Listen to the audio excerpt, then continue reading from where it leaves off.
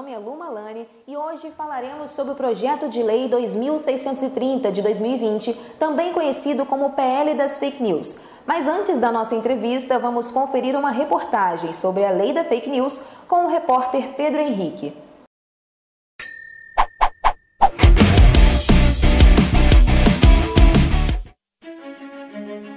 O projeto de lei 2630 foi apresentado em maio de 2020 pelo senador Alessandro Vieira, do Cidadania. O projeto determina a criação da Lei Brasileira de Liberdade, Responsabilidade e Transparência na Internet e, desde sua apresentação, movimenta o cenário político com manifestações da sociedade civil e discussões na Câmara. Conhecido como PL das Fake News, o projeto tem como seus principais pontos regulamentação das plataformas digitais e aplicativos de mensagem para reduzir a desinformação e o discurso de ódio, responsabilização das empresas pela distribuição de conteúdo em massa, extinção de contas falsas e geridas por robôs, esclarecimento de critérios usados pelos algoritmos, publicação trimestral de relatórios de transparência com informações sobre as práticas propostas na lei, e criação do Conselho de Transparência e Responsabilidade na Internet, que acompanhará tais medidas estabelecidas. Desde que o texto foi apresentado, o projeto recebeu 152 emendas e alterações em relação ao texto original. Entidades e empresas jornalísticas do Brasil apoiam as propostas. Ele é importante porque é importante regular todas as atividades econômicas que atingem um público mais amplo, elas são reguladas, né? E as plataformas digitais, a internet, atingem milhões de pessoas. Todos os setores são regulados, né? Desde a saúde, educação, transporte, tudo é regulado, não existe isso. A própria mídia tradicional é regulada. Então, é importante, sim, a PL e é importante a sociedade se mobilizar. Os deputados favoráveis defendem o combate à desinformação na internet, o disparo de mensagens em massa e o financiamento de notícias falsas, enquanto os deputados contrários discutem que houve falta de debate por parte da sociedade civil e que o avanço do texto no Senado foi acelerado. Uma parcela da oposição alega ainda se tratar de uma forma de censura e ameaça à liberdade de expressão.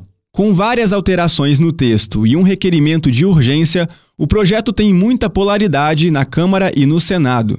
Esse projeto torna-se polarizado porque a gente viveu no país um clima muito de ódio. E não é assim que se faz política. É importante que essas mídias sejam reguladas, porque já foi provado a quantidade de fake news nas eleições de 2018 e nas eleições do ano passado também. Eu acho que o debate na política sempre é importante e não vejo problemas a gente continuar discutindo. Mas a regulação das mídias tem que ser imediata, para que não continue a disseminação de notícias falsas no país. No começo de maio, o presidente da Câmara dos Deputados, Arthur Lira, do Partido Progressista, adiou a votação do projeto. A decisão foi tomada após um pedido do relator Orlando Silva, do PCdoB, que pediu mais tempo para ajustar o texto e incorporar as sugestões de outros líderes. O relator afirma que a maior dificuldade está na decisão de uma entidade autônoma para fiscalizar o cumprimento da lei. O projeto deve voltar ao plenário da Casa até o fim do mês. E agora, para explicar mais sobre o PL 2630 de 2020, recebemos hoje o advogado e consultor jurídico Daniel Souza. Daniel Souza é mestre em Ciências Jurídicas Sociais pela Universidade Federal Fluminense, pós-graduado em Direito Processual Civil e premiado como o melhor profissional do ano na região sul fluminense pela Comenda Catavento. Boa noite, Daniel. Obrigada pela sua participação. Boa noite, obrigado pelo convite. Bom, a nossa primeira pergunta diz respeito a quais são os principais objetivos e propósitos do PL 2630 em relação à regulamentação das redes sociais no Brasil. Então, vamos lá, né? Esse debate é um debate importante, né? É um debate que a gente não pode ter nenhum tipo de preconceito, algum tipo de estigmatização, seja no campo jurídico, seja no campo da política, né? Primeiro que não havia uma discussão anterior sobre as regulações da mídia, porque essa tecnologia não era uma tecnologia colocada para a sociedade, né? Então, esse é o primeiro ponto. Não se trata necessariamente de um governo que agora quer regulamentar, quer censurar, não se trata de nada disso. Se trata, na verdade, de um avanço tecnológico que ele acontece até a largo dos governos, né? Que chega um momento na sociedade que a gente precisa fazer esse debate, né? Então, essa é a primeira questão. Eu vou dar para vocês um primeiro exemplo de algumas coisas que acontecem no direito, que são totalmente fora da política e que demonstram a necessidade social, né? Isso não é uma disputa política, né? Isso que a gente precisa compreender, mas a necessidade social de regular de alguma forma, né? Não controlar, censurar, né? Depois eu vou falar um pouco sobre isso, mas de regular de alguma forma, né? As atividades sociais, de aplicativos, de redes sociais, daí por diante, né? No Brasil, centenas de pessoas morrem por ano no Brasil, por exemplo, com relação a lixamento, entende? Então, assim, muitas vezes circulam em redes sociais, né, fotos de pessoas, atribuindo a pessoas algum crime, geralmente crime de pedofilia, algum crime que é mais sensível para a sociedade, um estupro, né, e a comunidade se encarrega de punir, de espancar aquela pessoa, de levar aquela pessoa à morte, né, e depois de alguns dias descobre que aquela pessoa não era a autora daquele crime, né. Então é uma vítima de fake news, né. Basicamente é isso, né, que sempre aconteceu na verdade, né, quando a gente fala de fake news, a gente está falando de uma mentira, né, de uma informação que é falsa, na verdade, né.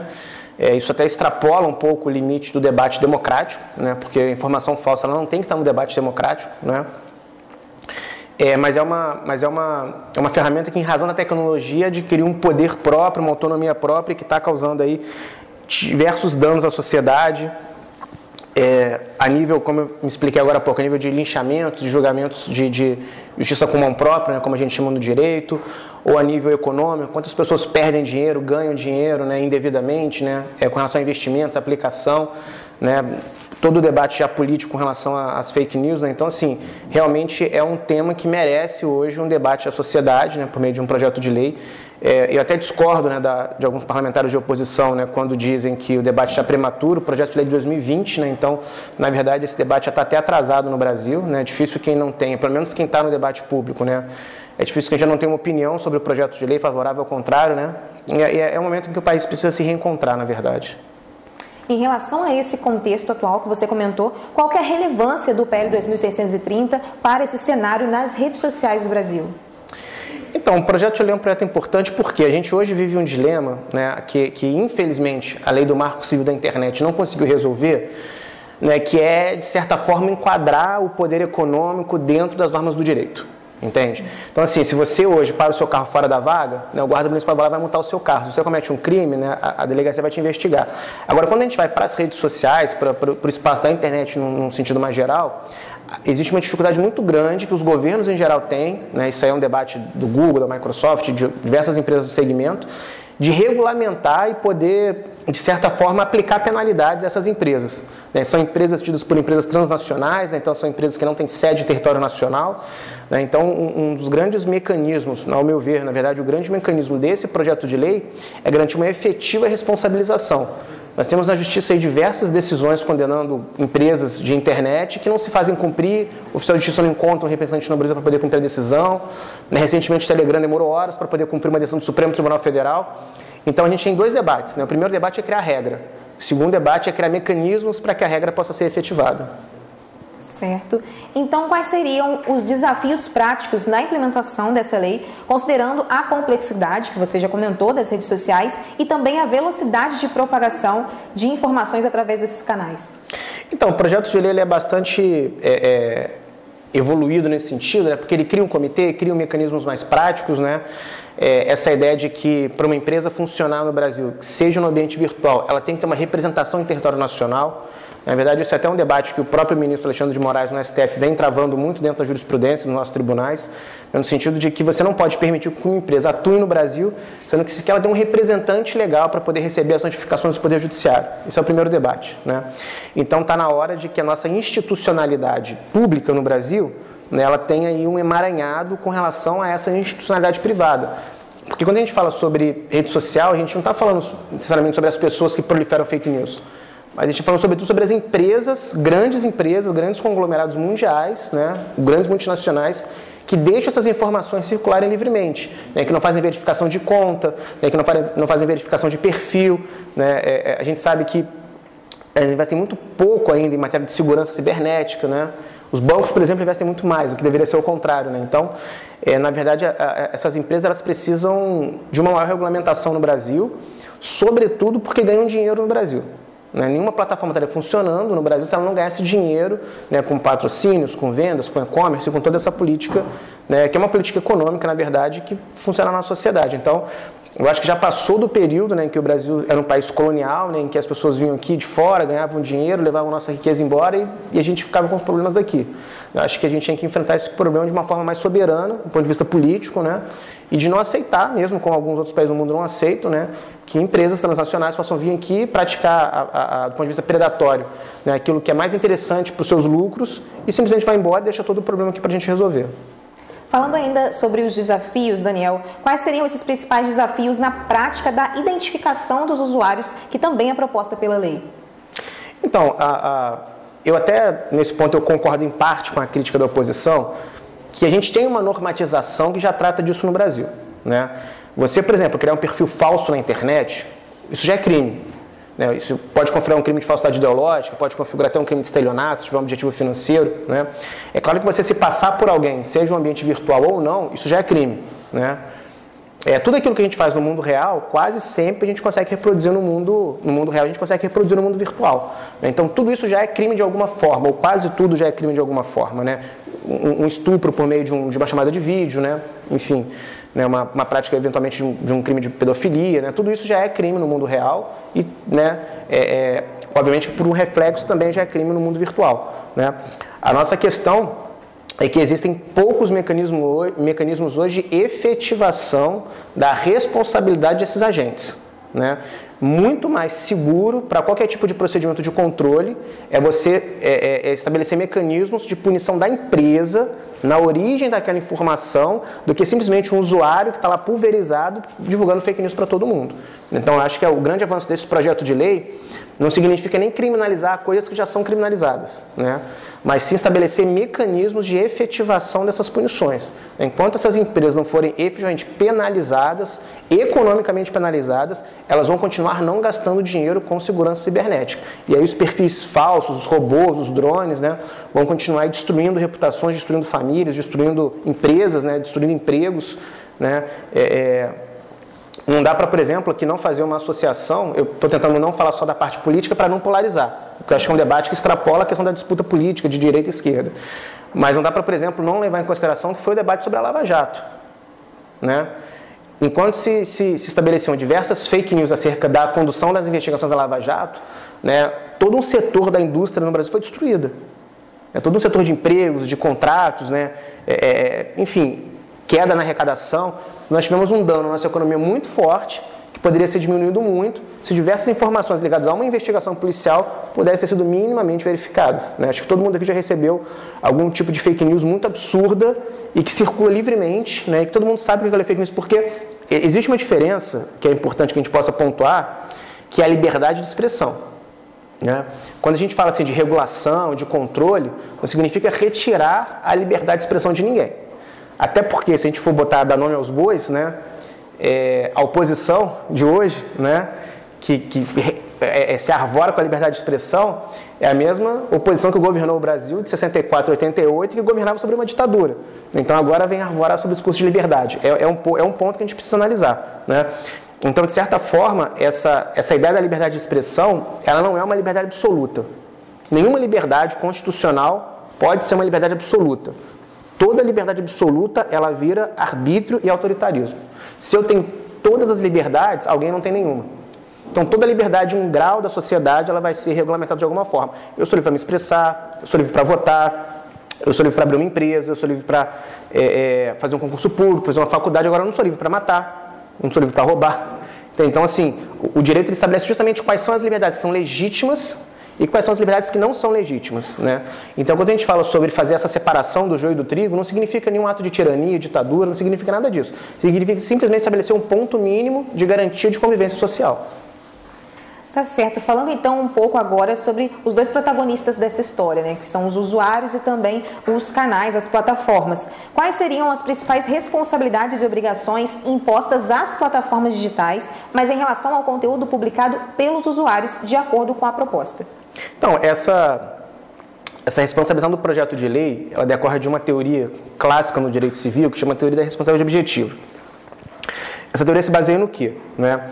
Se eu tenho pessoas que estão ali sobre as minhas ordens, diretas ou indiretamente, né, eu tenho um dever de vigilância, eu tenho um dever de fiscalização, eu tenho um dever de controle, né?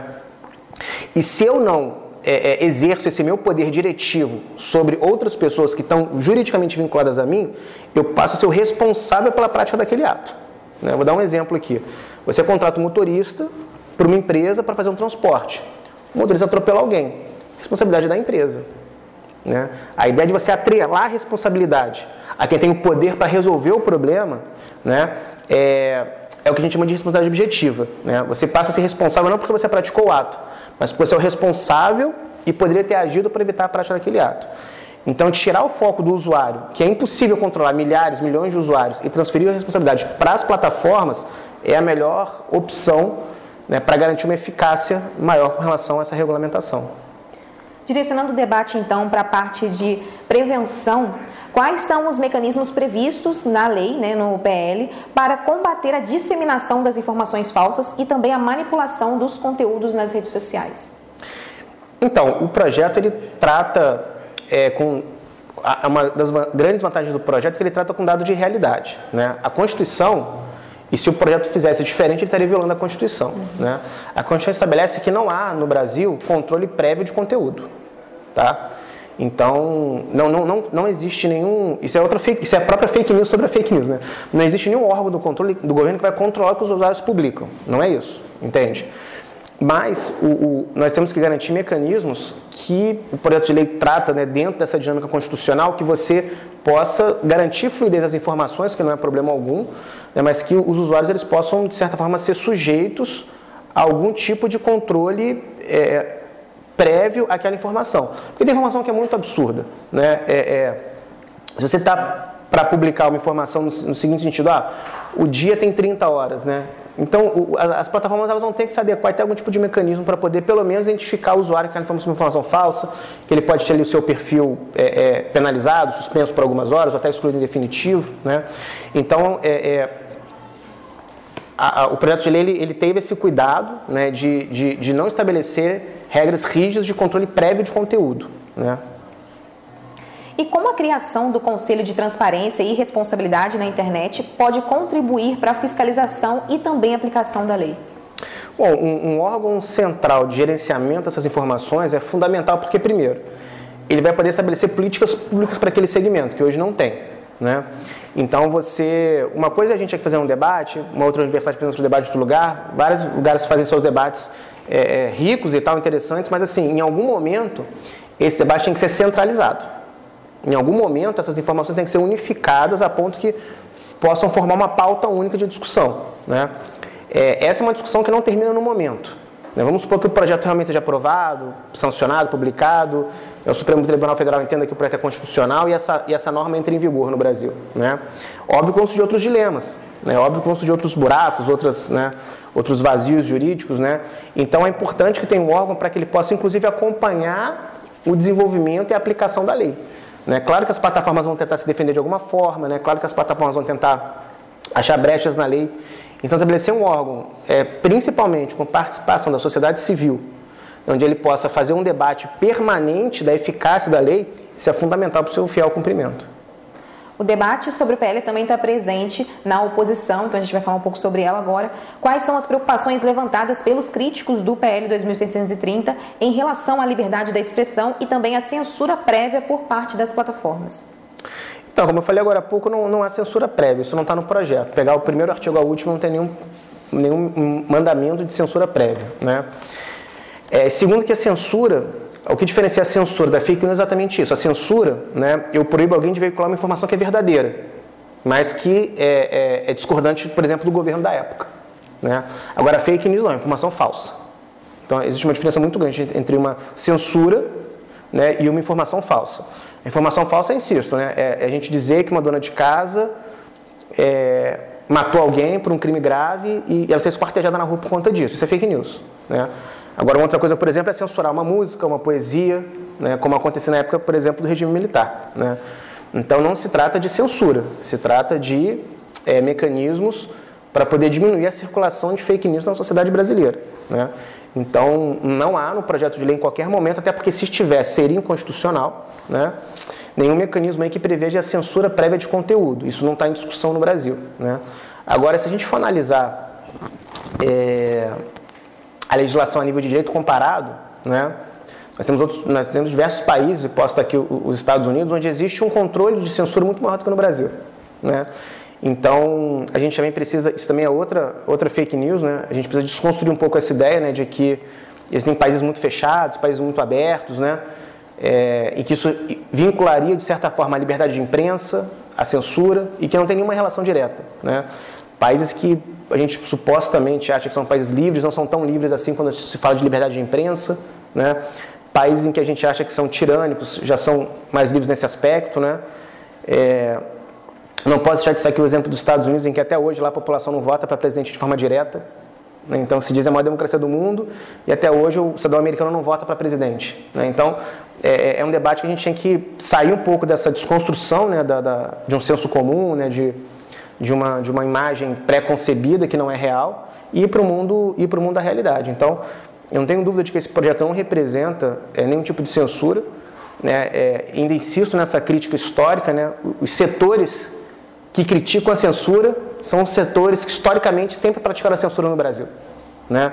Então, se a gente analisar a oposição hoje, né, eram as mesmas pessoas que nos anos 70 censuravam shows de cultura, censuravam shows de rock, censuravam rodas de samba, censuravam a capoeira, né? E que hoje são as mesmas pessoas que dizem que o projeto que é um projeto do governo, né? Vamos ser bem claro, é um projeto realmente do governo, a gente não precisa ter vergonha de falar isso, é um projeto do governo, né? Que é tratar as redes sociais de uma forma regulamentada, como é um debate em todo mundo. Elon Musk falou sobre esses dias, né?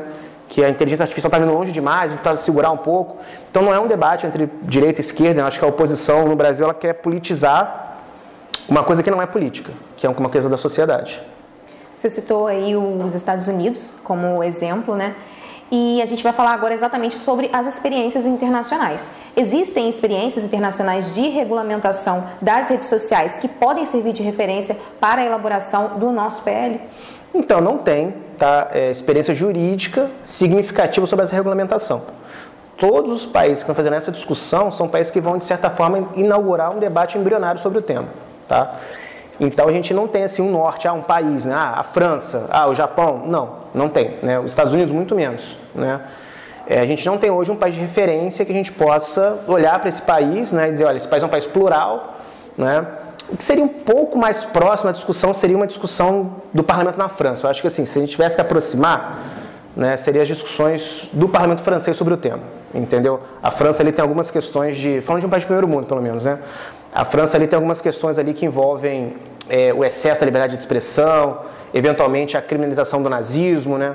Porque tem muita gente que pratica o nazismo alegando que é liberdade de expressão, né? Tem muita gente que pratica o racismo alegando que é liberdade de expressão, né? Então, assim, as discussões, eu diria que no parlamento francês, mas também não tem nenhuma norma assim fundamental que a gente possa dizer, nossa, que lei maravilhosa, que funcionar, vai funcionar aqui. Esse é um debate que todos os países estão enfrentando de uma forma bem inaugural.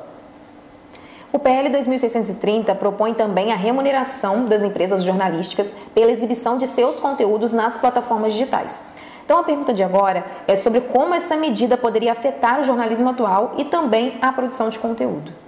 Então, para mim, essa é uma das grandes sacadas do projeto de lei, né? Porque vim também só na linha da punição, vamos penalizar as empresas e tal, pode ser que não seja uma coisa tão racional assim, né? Tem um juiz italiano chamado Cesare Beccari, né, que ele dizia que muitas vezes a pena mais eficaz não é a pena maior, né, mas a pena mais inteligente para aquele caso concreto. Então, na verdade, o projeto de lei ele tenta, de certa forma, monetizar para o bem, né, as empresas que praticam, né, boas condutas a nível de regulamentação, né? Então, acaba sendo uma forma de você premiar economicamente, né, a empresa que tem melhores controles internos dos seus processos acerca da informação que está sendo divulgada pelos seus usuários, né? Então, para mim, eu acho que é um dos grandes pontos aí favoráveis a esse projeto. Daniel, os nossos telespectadores enviaram algumas perguntas a respeito do tema de hoje, então vamos à primeira pergunta. Olá, eu gostaria de estar fazendo uma pergunta referente a fake news. Gostaria de saber que opinião, né, se você acha que quem acaba criando e principalmente no intuito de disseminar essas fake news, se elas diretamente têm ligações com partidos políticos ou se as intenções delas são outras, de causar o pânico, de causar o medo na sociedade, ou apenas, entre aspas, brincar, né? Gostaria de estar fazendo essa pergunta. Na verdade, é um problema que está sendo embrionário, então assim, ele ainda vai, se a gente não regulamentar agora, ele vai crescer muito de tamanho e ele vai se proliferar em todas as áreas da sociedade. O campo político é o campo que hoje está um pouco mais sensível por conta das eleições do ano passado, né? As eleições de 2018, já teve um debate sobre isso, e agora as eleições de 2022, né? Então a gente teve ali realmente uma máquina governamental montada para proliferar fake news, né? Que está falando isso não sou eu, né? Tem CPI do Congresso Nacional sobre isso, investigação do Supremo Tribunal Federal sobre isso e tal, né? Então assim, de certa forma isso foi estabelecido, ponto. Mas eu não gosto de vilanizar os partidos políticos, né? Eu acho que isso é uma tática ruim, né? Eu acho que quando a gente começa a também dizer que todos os partidos políticos não prestam, esse discurso de negação da política, esse é um discurso autoritário por trás, né? No Alberto Bob, enfim, tem uma série de teóricos no direito que vão nesse sentido, né? Seu carro furou o pneu, você troca o pneu, você não joga o carro fora, né? Então, assim, os partidos políticos, eles são a base de uma democracia, inclusive os partidos conservadores, né? Desde que, claro, o partido não dialoga com fascismo, com práticas totalitárias, né? Mas todos os partidos políticos, conservadores, progressistas ou não, eles têm que ser respeitados no ambiente democrático, né? E, de certa forma, o discurso brasileiro sobre corrupção é uma forma de a gente dizer que nada disso serve e entregar o poder na mão de alguém, ou de um rei, como foi no passado, ou dos militares, né? E a gente acaba com a nossa democracia com relação a isso, né? Então, na verdade, os partidos políticos, todos eles, né? Insisto, não os partidos de viés nazista, mas, né, de direita ou esquerda, de centro, liberais ou não, eles são importantes para o processo democrático, né? Então, eu acho que a gente não pode também chegar ao ponto de vilanizar os partidos como se eles fossem a origem da fake news, né? E, como eu disse, isso é um processo mundial, né, que envolve empresas transnacionais, Google, Microsoft, né, enfim, esses monopólios do Facebook, por exemplo, né? Então, o problema é muito maior, né? A gente tem essa mania de, às vezes, culpar o partido A, B ou C no Brasil por conta disso, né? Claro que é um tema que está politizado, né? Óbvio que se você olhar para a configuração do Congresso Nacional, os partidos alinhados ao governo vão votar a favor do projeto de lei, os partidos de oposição vão votar contra o projeto de lei, isso é do jogo democrático, né? Mas eu acredito que esse debate é um debate que está na política, mas que ele não dá para dizer que o partido A, B ou C é culpado por isso, né? Até porque todos os partidos políticos, na verdade, têm seus projetos de poder também, né? A gente também não pode achar que os dirigentes partidários em geral também são inocentes, né? Todo mundo ali é uma disputa de poder, né? E que representam setores legítimos da sociedade. Então, assim, eu acho que alguns se aproveitam indevidamente disso no campo político, né? Mas não dá para a gente demonizar a democracia brasileira para esse projeto avançar. Acho que tem outros caminhos que são mais razoáveis. Agora, o próximo ponto de fake news, eu estou aqui dizendo, né, que fique gravado, porque é o que vai acontecer, é com relação, por exemplo, ao mercado corporativo, né? Eu sou advogado de diversas empresas, e se a gente não regulamenta agora, o que isso vai ter de dano para a economia brasileira vai ser muito grande. Porque a hora que as empresas começarem a divulgar fake news sobre o produto da empresa concorrente, o dano ao mercado vai ser gigantesco. Então, daqui a pouco vai espalhar fake news que o açúcar X vem com barata. Daqui a pouco outra empresa vai gerar uma informação falsa, né, de que o suco da outra marca está vindo com água da chuva, né? Então, assim, isso vai gerar um dano de emprego, de quebra de receita para a economia gigantesco, né? Fora o que eu já falei, que historicamente a gente tem, né, de lixamentos populares e tal com relação a vinganças privadas, né? Então, esse é um debate que, se hoje a gente regulamenta agora, a gente não sabe o que isso vai transformar na nossa própria sociedade. E quais seriam, então, as possíveis implicações da transparência na divulgação de anúncios políticos, conforme estabelecido no PL 2630, para o processo eleitoral e a democracia no ambiente digital? Então, essa preocupação do projeto de lei com relação à democracia é uma preocupação importante no seguinte sentido, né? O problema da fake news não é só a fake news, não é uma informação ser falsa. Mas o problema é o poder que essa informação tem de influenciar pessoas, né, e de alterar processos decisórios que seriam um sentido diferente se a pessoa tivesse a informação correta, né? Então, dar a informação adequada para a sociedade e deixar a sociedade decidir por conta própria, isso é o processo democrático, né? Então, na verdade, a gente precisa, como eu disse algumas vezes, né, garantir mecanismos que as pessoas possam ter a informação correta sobre aquele processo, né? E a partir da informação correta é que as pessoas têm autonomia para decidir se posicionar, seja num voto, seja, né, numa eleição, seja numa manifestação política, né? A gente acha que, às vezes, a participação política da sociedade se resume a votar de 4 em 4 anos, o que é um equívoco, Nós estamos fazendo política o tempo todo. Aqui não deixa de ser uma manifestação política de um debate de um tema importante para a sociedade, né? Então, eu acho que esse outro lado, né, não, ao mesmo tempo não vilanizar os partidos políticos, mas ao mesmo tempo entender que as fake news elas podem comprometer o próprio sistema democrático, né, é outro mérito aí do projeto de lei, né? Se a gente tiver uma eleição permeada aí por fake news, né, como é que a gente vai eleger bons governantes para o futuro, né? Bem, o programa de hoje está no fim. Eu agradeço a você que nos acompanhou até agora e a participação do advogado Daniel Souza, que trouxe detalhes sobre o projeto de lei das fake news. Obrigada por aceitar o nosso convite, Daniel. Obrigado. Mais uma vez, obrigada pela sua participação, obrigada pela atenção. Até a próxima.